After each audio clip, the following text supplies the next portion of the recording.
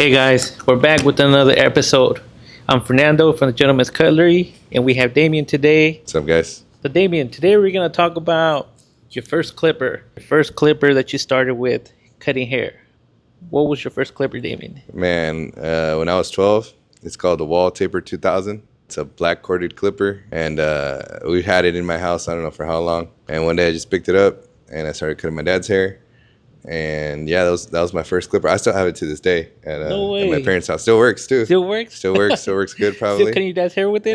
Probably not anymore, but it still works. And yeah, that was my first ever clipper that I used. Nice. That signature wall click. Wall clipper? The click you would turn it on Oh, yeah. and it would make a humming noise and a loud Yeah. So yeah, that was my first ever one. And I remember I would watch videos and just think, oh man, I want to get a senior one day. Yeah. That was my first ever clipper. Oh, nice. But I think my first one was an Andes. So it's like this one, but not the gold version. It was like the corded one, the silver, the one everybody started with. The Andes Master. Love that clipper, but man, that clipper was loud. Heavy. It would get hot. And this is a new one, and it's still pretty loud, man. Like if I were to turn this on right now, it's not a good sound. Yeah.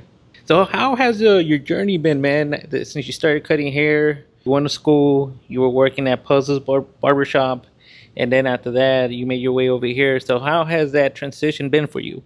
It's been good, man. I learned a lot. And honestly, I think the biggest thing is, although I love all these clippers, I've learned that there's a lot more to cutting hair than just using these tools. There's shears and a bunch of other types of hairstyles nowadays that have adapted. A lot of trends that have come back, like mullets and longer hair. Yes. And yeah, it's one thing that my journey has showed me, that there's a wide variety of styles of being a barber. That's true. The long hair, the crap cut, the mullet, crop. Yeah, you're right, man. A lot of very sheer work, beautiful work, man. A lot of beautiful work from a lot of barbers out there. And like you said, man, it ain't just about the clippers. It's shears and clippers. And I've seen your work, man. Like you have some very good. I like the way you section, bro. I've always wanted. I don't know if I told you that before, but when I'm cutting hair right here, and I see you're about to do a shirt cut, I like your sectioning. Like it's very neat. It's very straight lines, and you're. And man, my clients have sat in your chair. Have really liked your cuts, bro. So, man, I really like your shear work, bro. Yeah, thank you. I think another thing that I've learned over these years is that although you have a wide variety of sharp trimmers, there's nothing like a razor. That is true. And a lot of people nowadays, that's what they look for. They look for a razor finish. And a lot of shops don't do it. They cut people as fast as they can. They'll use a foil shaver on your neck. But here we take a little bit more time and we shave people's necks. And I think people appreciate that. No, it's true, because like, guys, if you come to a shop, or if you've never been to a shop before, you will see that all the barbers here have a hot lather machine. So you look at my station, Damien's, Marcus, Danny's, Ish, we all have our hot lather machines. And part of the service that comes, it's a hot towel and a razor shave, a hot lather shave. Keeping that old school technique, we still keep it going in 2026 and beyond. Yeah, man. So we got all these clippers right here. You got some of your clippers right there. And one thing I love about you, bro, is when you get a clipper, it's not just get it out the box and you start cutting with it. I like how you take it apart. You do custom work, man. So how did that start, man, in your career? How'd you get into like customizing your clippers to your liking? I think the way it started is because I didn't have a lot of money, so I would just have to take apart the ones that would break. And little by little, I started realizing that they weren't that hard to fix. Oh. So a lot of people would just throw them away. That was me, bro. and they would give them to me, and they'd say, "Hey, this clipper doesn't work. Okay, let me see it." Come back the next day, it works fine. Man, what'd you do to it? I just fixed some things, switched some parts that I had laying around. So little by little, I've just learned that most of them, they all have the same premise, right? And yeah, that's how I learned. And I've for a long time I haven't had to buy a lot of clippers. I just like to modify the ones that I have and make those better. And when I see new ones, I can appreciate the new innovations that they have. but I can also appreciate that you don't need everything that's brand new, and that I could still work with stuff that I've been rocking with for a lot of years. Nice, man. I'm like the total opposite, man. I wish I was more like you. I tend to, I don't know, check out the new technology, so to speak. But yeah, man, it's always something that I notice. And I think it's so cool, man. Like you customize your clippers, how you set the blades, how you even change the housing. You even tell me about the amps, right? On the some of the clippers of the motor, like stuff that I Oh didn't yeah. even know, man. I've been cutting hair for like close to 15 years, and you've always like you teach me stuff along the way, and I'm like, man, like your average barber, or yeah, the barbers I've been around, I've never had conversations like that, and not until I started working with you, and it's pretty cool, man, to like to know that one of our barbers here knows what you know what you're doing. You can customize any clipper, you could break down any clipper, you could resurrect a clipper and bring it back to life, man. So man, props, bro. Yeah, Appreciate that. shout out to Clipper Canic That's on right. Instagram. Follow him, Clipper Canic. We'll put it up on the video. So right now, what are you currently working with, Damien? What tools are you using? Right now, my favorite machine to use is right here. It's the Andis Supra ZR2s. I like these because I like using detachable guards to fade.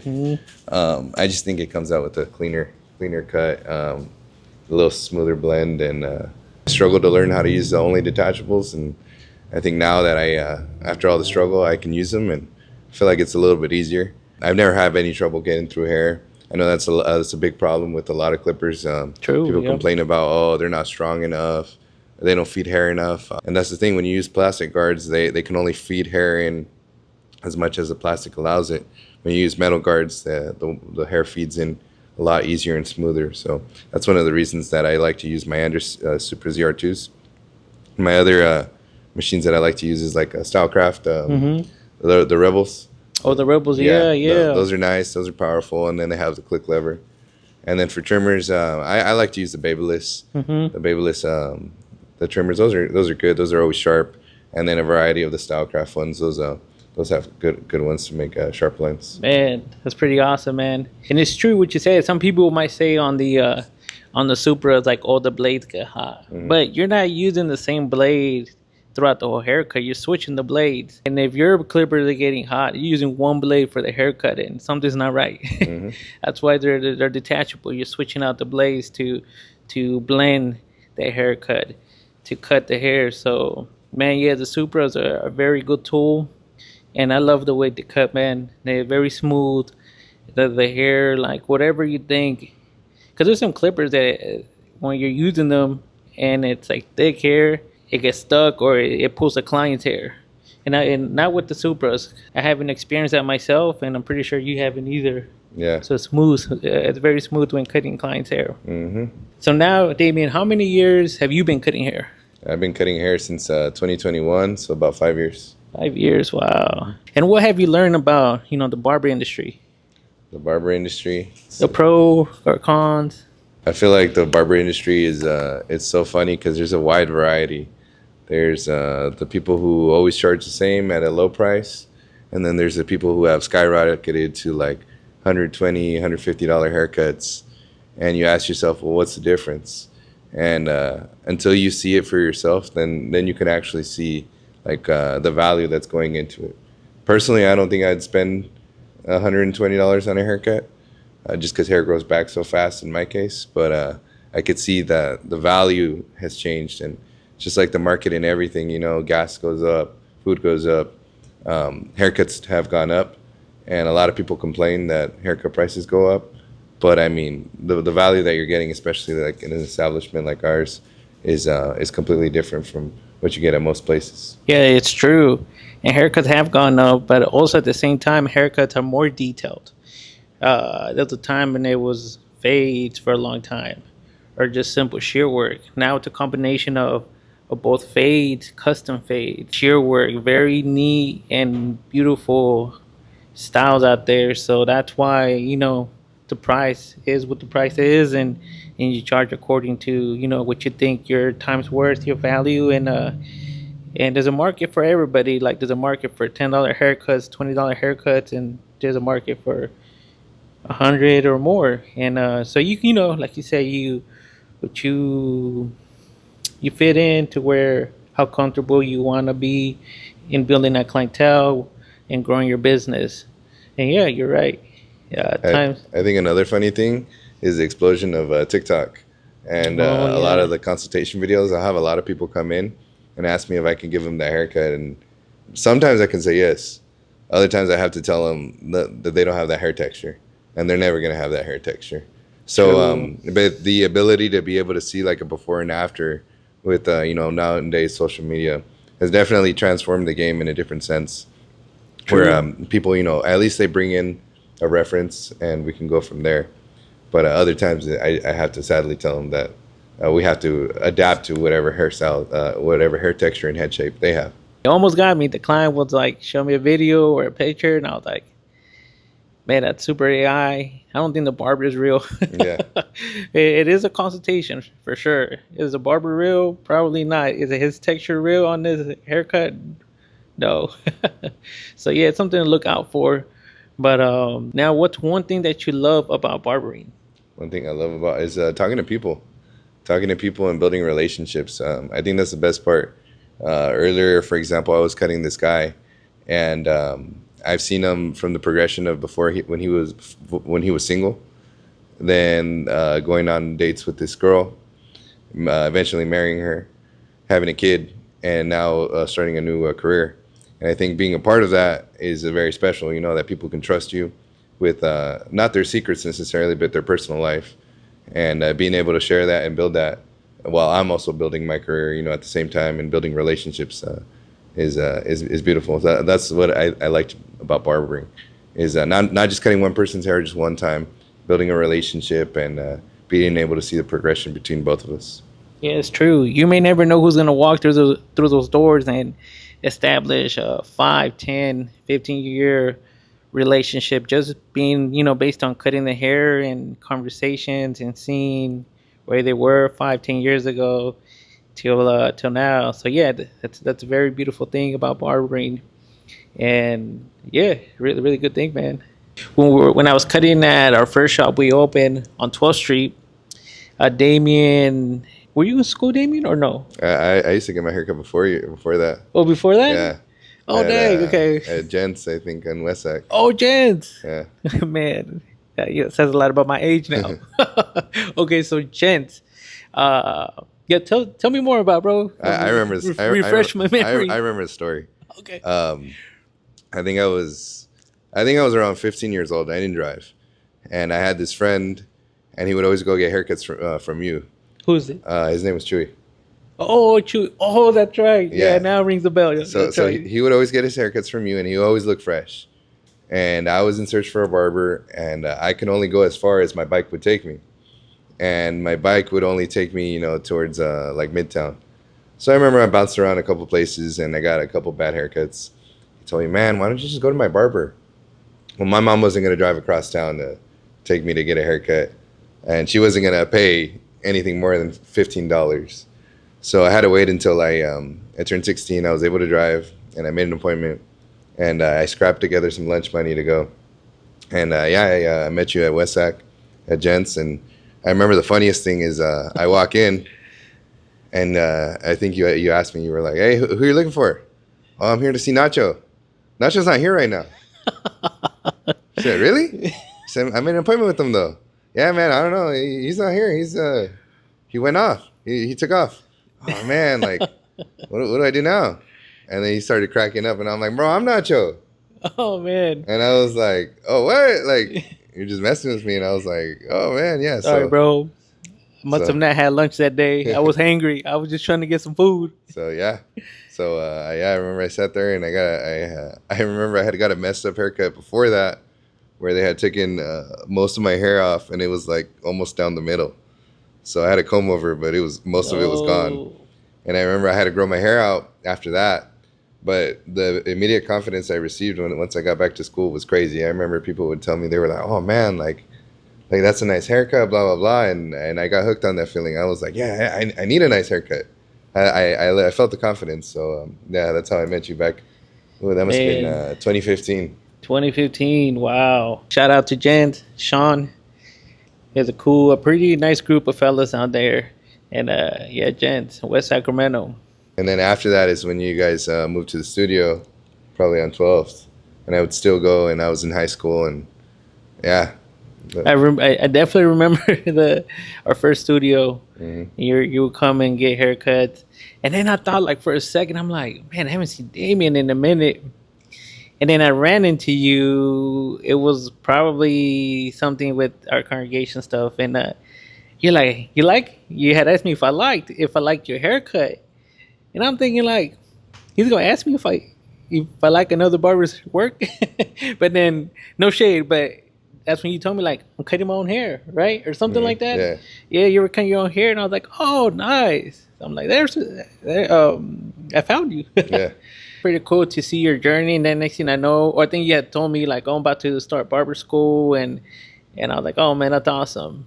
And now fast forward, now he's here at the shop cutting with us, and you know, Damien. Another thing that I like about you, Damien, is your attention to detail on customer service. Like I think I've always like look up to you, especially when you do drinks for your clients, a glass cup, the cube around ice cube, and then the old fashions you make for your clients is very tailor made.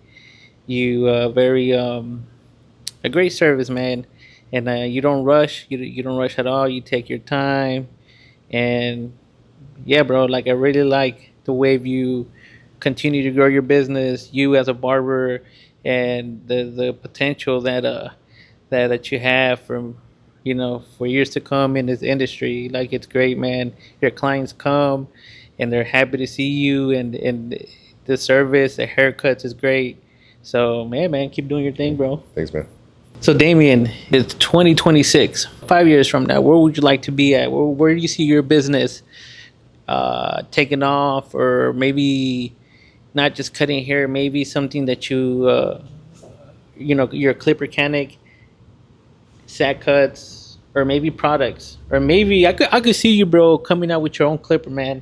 So yeah, where do you see yourself 5 years from now? I think more than anything is I like to educate people, just because I feel like I have a little bit more patience to show people stuff, and I feel like that's the one thing that I never had when I was in barber school. A lot of people don't have. Like for example, just being informed about clippers, being educated on what's the difference between them and what's new about them. That's something that I'm passionate about. There's more to that, like cutting hair, shears, stuff like that. Education. I don't know about a clipper yet, but maybe that's one day in the future. I recently just some company reached out to me, and they wanted me to become an affiliate for some of their razor blade brands. So maybe we'll see where that takes me. Nice. And you are always using your razor, so I could definitely see that happening for you. Tell them to cut the check. Yeah. So in the future, do you see yourself being a shop owner and opening up your own shop? Man, it's a lot of responsibility. Having to have a team and keep them organized and stuff. But I think that that's something that I would like to do. I feel like over the years, what I've learned between between the shops that I've been and the interactions that I've had with people, I feel like that's something that I can contribute to having a team here in Sacramento or wherever I go. Nice, man. And I could definitely see that, bro.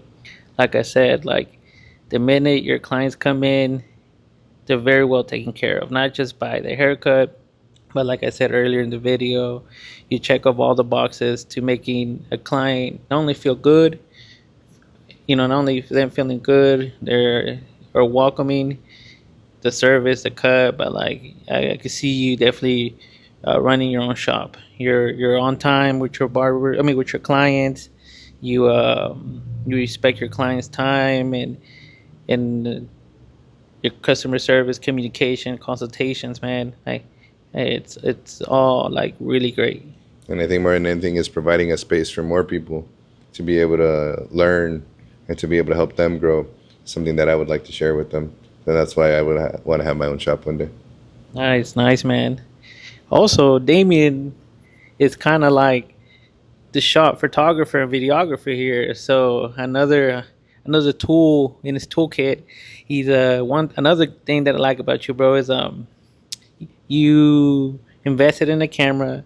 You take videos of the barbers here. You take pictures of the barbers here, and you edit them. And man, that's neat, man. I think that's so cool because first, uh, not that many barbers invest in or no, I don't say not that many barbers, but it's always a few in the barbershop that invest in cameras, or they're not expensive. These mirrorless cameras are not cheap at all, lenses. But the fact that you do it for us, for the team here, man, it's we want to say thank you, and keep that going as well. And uh, another tool in your toolbox, and you have a great eye for capturing angles and pictures and videos, bro. Thank you. And, it's a funny story of how I got my camera.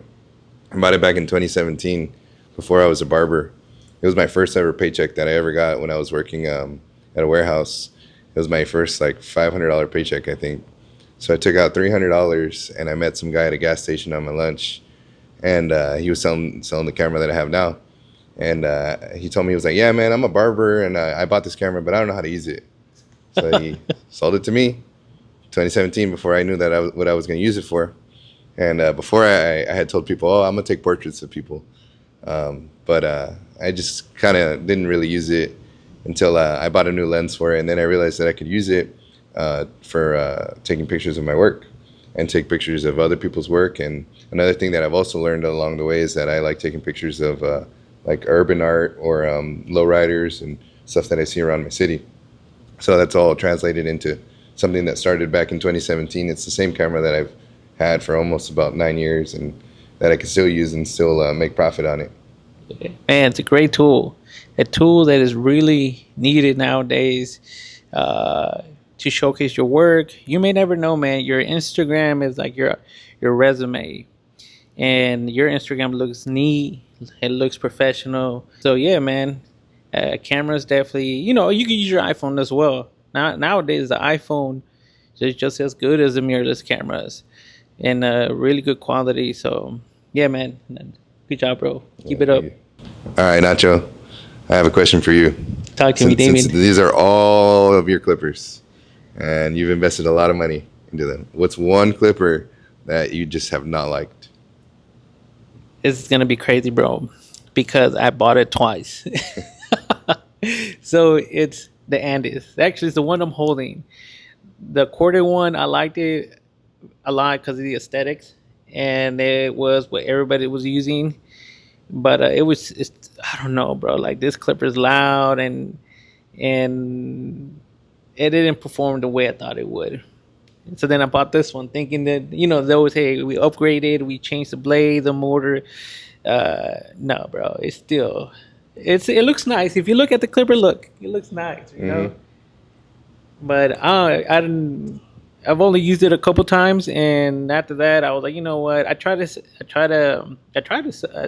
sell this clipper, but man, I bought it when they were going for like 500, and I was getting offers for like $100. So I said, you know what? I'm just gonna use it for my office, and now I'm using it as a mic. Yeah. So, yeah, the only purpose that I have for this clipper is it's my mic. Nice. That one, and I'm a big fan of babyless clippers. What I'm currently working with right now is the new ones, the dual coil babyless trimmers, and man, I love these, bro. These are it. I love them, man, and in the trimmer as well. They're quiet. They really work well, and they're my latest clippers that I got, and man, I really like those tools. My second clipper I would say that I like is walls. If it was for babyless, I would be a wall guy for sure. Wall and the Andy Supras, those or Osters. I like this one. They're just loud, man. They're really loud, but they're just as good as the Andys. The Supras. Yeah, the Supras are like the number one for me for a detachable clipper. And then this is like my backup one. But yeah, these are loud. Like, yeah, they're really loud. Mm-hmm. This was one of my favorites. The what was the Wall 100 year? 100 anniversary Magic Clips, right? Mm-hmm. So these, man, I really loved when I got a couple of these, and they're really good. Reminding me of like the Andes when they were all Hmm. silver. And unfortunately, the Tombs, Babyless, they weren't it for me, man. Hmm. They weren't it for me. They just didn't hit for me. They're good clippers for sure, but they weren't it for me. And well, then the rest is just Babyless, and yeah, I like this brand a lot, and or the Walls, Babyless or Walls for sure. Baby, let's sponsor Nacho. Man, they need to. If you see all the clippers here, man, they need to. Hmm.